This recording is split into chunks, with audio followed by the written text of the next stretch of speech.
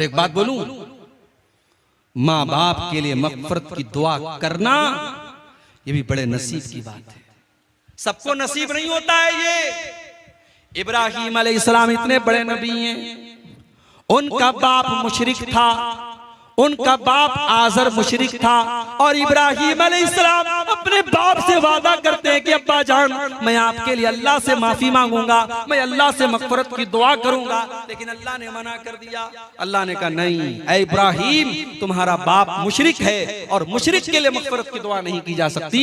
इब्राहीम अलैहिस्सलाम चाह करके भी अपने बाप के लिए मगफरत की दुआ नहीं कर सके। हमारे प्यारे नबी, अल्लाह के आखिरी नबी, अपनी माँ के लिए मगफरत की दुआ करना चाहते थे। आपने अल्लाह से इजाजत मांगी, अल्लाह ने इजाजत नहीं दी।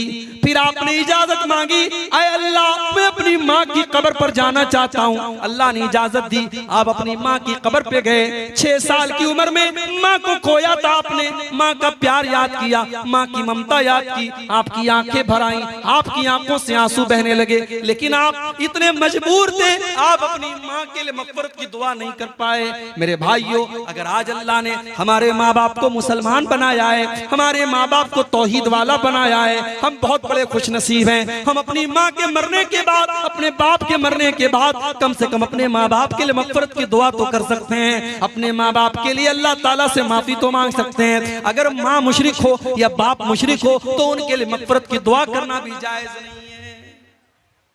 तो ये छोटी सी दुआ है, याद कर लो, रब्बिरहमहुमा कमा रब्बयानी सगीरा।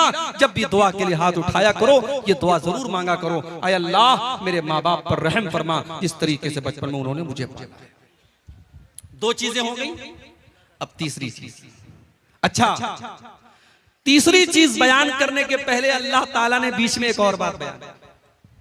कभी कभी ऐसा भी होता है कि हम अपने माँ बाप के साथ अच्छा सलूक करते हैं, मगर माँ हमसे खुश नहीं रहती, बाप हमसे खुश नहीं रहता। हमारा दिल साफ है, हम खुश रखने की कोशिश कर रहे हैं, लेकिन माँ नहीं खुश रह रही है, बाप नहीं खुश। उस सूरत में क्या किया जाए? अल्लाह ने इस सवाल का भी जवाब दे दिया।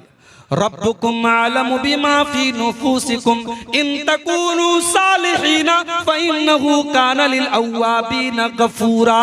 ऐ मेरे बंदो, अगर तुम्हारा दिल साफ है, अगर तुम्हारी नीयत साफ है, अगर तुम अपने माँ बाप को खुश करना चाहते हो, तुम्हारे दिल में कोई चोर नहीं है, तुम्हारे दिल में कोई खोट नहीं है, तो कोई बात नहीं, अल्लाह ताला तुमको माफ कर देगा। अगर माँ तुमसे खुश नहीं हो पा रही है, बाप तुमसे खुश नहीं हो पा रहा है, तुम अपनी तरफ से भरपूर कोशिश कर रहे हो, तो कोई बात नहीं, तुम अल्लाह ताला से माफी मांग लो, अल्लाह माफ कर देगा, उसमें तुम्हारी कोई खता नहीं।